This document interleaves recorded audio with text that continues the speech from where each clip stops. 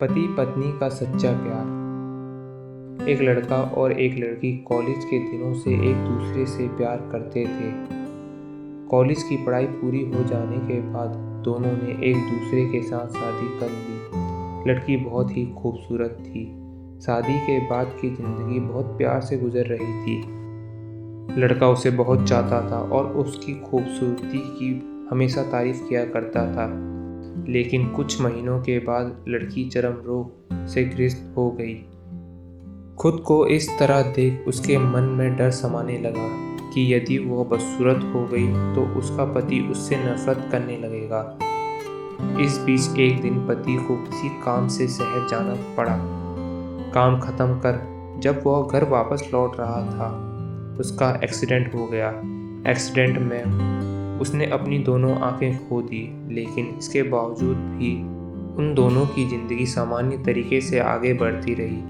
समय गुजर रहा था और चरम रोग के कारण लड़की ने अपनी खूबसूरती पूरी तरह गंवा दी। वह बदसूरत हो गई, लेकिन अंधे पति को इस बारे में कुछ पता नहीं था, इसलिए इसका उन खुशहाल वैवाहिक जीवन पर कोई प्रभाव नहीं पड़ा। वह उसे उसी तरह प्यार करता रहा। कुछ साल बाद उस लड़की की मौत हो गई। पति अब अकेला हो गया था। वह बहुत दुखी था। वह उस शहर को छोड़कर जाना चाहता था। उसने अंतिम संस्कार की सारी कार्यविधि पूर्ण की और शहर छोड़ के जाने लगा। तभी आदमी ने पीछे से उसे पुकारा और पास आकर कहा, अब तुम बिना सहारे के अकेले कैसे चल पाओगे? इतने साल तो तुम्हारी पत्नी तुम्हारी मदद किया करती थी।